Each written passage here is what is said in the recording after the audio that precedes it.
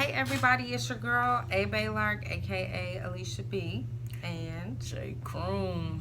We're back. welcome back. Welcome back. Welcome back. Don't mind the vocals. Today is just a little bit more of a serious podcast episode for us. I want to talk about family, relationships, coping skills, and things of that sort. Um, I don't know. We were sitting there talking. I have a family situation going on, so I'm sure people can relate. And the quote I want to start off with, which is from myself, is "Do the work before tragedy strikes, so you don't feel like you're in a state of emergency." One of the things they teach us in EMT school is to make sure we don't let the emergency overtake us. That we don't rush in without thinking. That we, you have to move quickly, but take the time to assess the situation, and make sure that you don't put yourself in harm's way. Because they say, of course, if you something happens to you, then you can't help anybody else. So that's pretty much where we want to come from today, is that you do have to take care of some things, and not just let them go to the wayside. You have to be proactive and not reactive, because even though you might have a family emergency, there are things that you can do that are beneficial to you and your family members that will help that situation not be feeling like you're, what do you always say?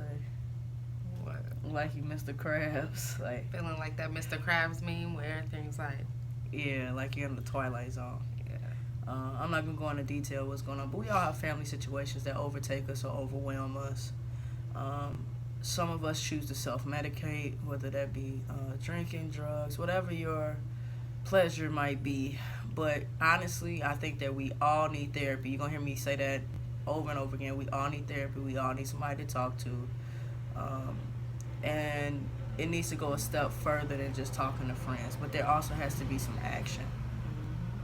If, you think you're angry until somebody loses their life. You think you're really angry until things hit the fan, and then you find yourself, like I'm finding myself, in your feelings about a lot of stuff that you said I don't care about, I'm not dealing with, I'm gonna act like it doesn't exist. But in reality, life keeps going, life keeps coming, and when it hits you, and you should have dealt with it.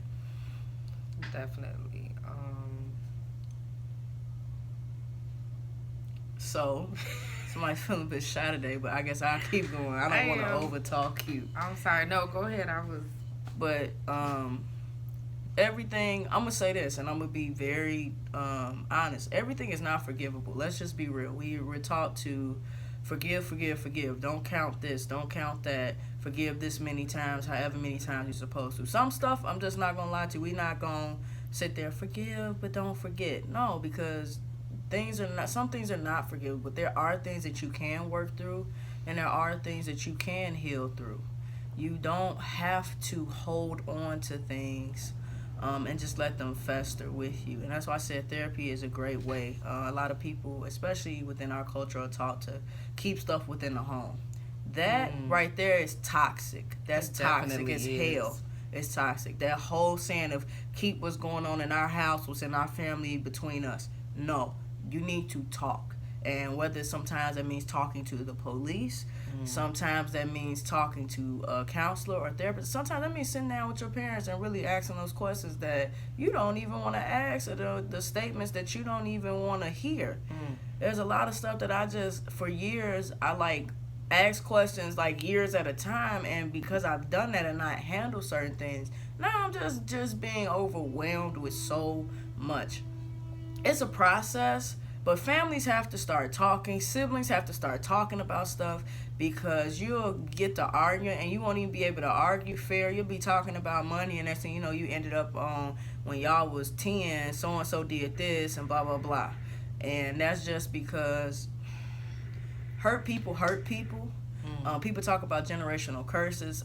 They talk more so in sins of parents passing things down. I think that some of our behaviors and characteristics. That's what I think about when I think generational curses.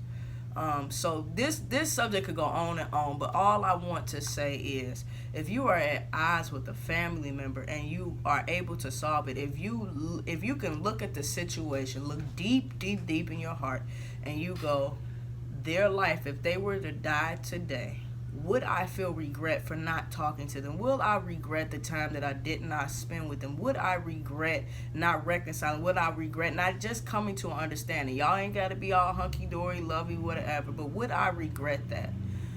Closure is a must. You're not going to always get closure, because sometimes people can't look themselves in the mirror. They don't want to see who they really are. They don't want to deal with the pain. They don't want to deal with the things that they've caused other people. Again, hurt people. They've been hurt. They don't want to deal with that hurt. And that's how you think you let things go on from generation to generation. Or that's how you keep up drama and mess, because we've been taught, don't talk about this. This is our problems. This is our stuff in the house. You have to talk. You have to. I'm begging you, talk. I definitely agree with that. I know I had some stuff going on in my life, and I had issues that I hadn't resolved, and it actually spilled over into my adulthood, and I have a child. It spilled over into motherhood as well, and I actually had to sit down with a family member and have a real heart-to-heart and just be real transparent. And in that moment, I found out more information, and it was just like, man, like, I wish we would have had this discussion years ago, or I wish I would have came out and talked to you or felt comfortable enough to even bring this topic up to you years ago, and I didn't. And it gave me a little bit of, not exactly closure, but it definitely helped me to understand where stuff stemmed from, where the source of it or where it came from. And it's like, just having that little bit of information made me feel a little bit better and a little bit more at peace with the situation and the outcome. And yeah, I just definitely think that everybody should just sit down and talk. And a lot of times within, like you said, the Black community, we don't want to do that. And nobody really want to take the blame for their shit or their part in what happened or what took place or why it happened. They really don't want to unpack that and unpack your shit. I use that all the time. Please unpack your shit. If not for you, unpack it for your children. Yes. If not for you, unpack it for your spouse. If not for you, unpack it for the generations that are coming after you. You gotta unpack your shit. I'm so tired of our parents' and everybody else passing all of their shit to us because they didn't want to deal with their stuff. They didn't want to look themselves in the face. And so they had to look themselves in the mirror and look at their face and unpack their shit, because it hurts. It hurts to look at yourself and say, I fucked up. I didn't know what to do.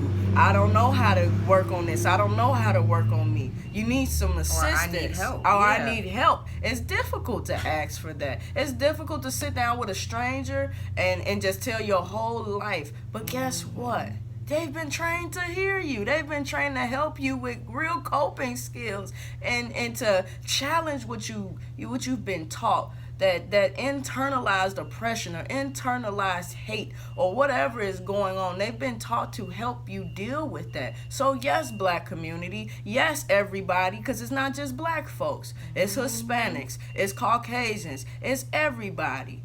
Y'all, some of y'all need some help and some assistance and some medication, and guess what? Take the stigma off of it. We need it. You need it. You need it. Everybody needs it. Everybody should go to counseling at least once. I'm just going to keep saying it, and I wholeheartedly believe it. Because sometimes we keep stuff so bottled in, and it's like shaking up. You take a bottle of pop and you keep shaking and you keep shaking and you keep shaking it. That's like life. Life is shaking you with your problems and the things that you're holding on. And then when you take that top off, guess what? You're going to explode. Some of us can't have relationships because we can't deal with our own selves. How's somebody else going to deal with us? Lord. Some of us can't even have relationships with our kids because guess what? You don't even know how to love your child. Please, people, please. Pastor Kroom, you preaching today, boy. I tell you what. Do the work. Do the work. Do the work. Yes. Before tragedy strikes, so you don't feel like you're in a state of emergency and all hell breaking loose. Do the work. Be who you wanted your parents to be for you. Be who you need to be for you before you can be somebody for somebody else. And it's not too late. I don't care if you're 60 years old. A lot of times we use that saying, oh, they old, they stuck in their ways. My grandma's 92 years old. And that lady then came so far within her view, she surprises myself. It's never too late. It's never too late. And I always use her. If my 92-year-old grandma could understand certain things that other people can't in my life, I can't see no excuse. And it took some time to get there. But she got there, and I got there. And just remember, love is always the answer. I'm not telling you that certain people deserve your time or your energy, but whatever you have to do to get closure, it might not be exactly with that person, but it's definitely going to be, you need it. So whether it might not be a conversation with that person, it might just be therapy. That might be the only closure you get, is how to deal with those feelings, emotions, and those memories or those nightmares. That might be the only thing that you get. But you got to get some type of closure, because you keep living with that, and then you pass it on, and you make your children, and you make the other generations. All right, y'all. That's our time. That's it. Thanks for tuning in. Like that thing, share that thing, comment on that thing. Boom. We love you guys. Love you.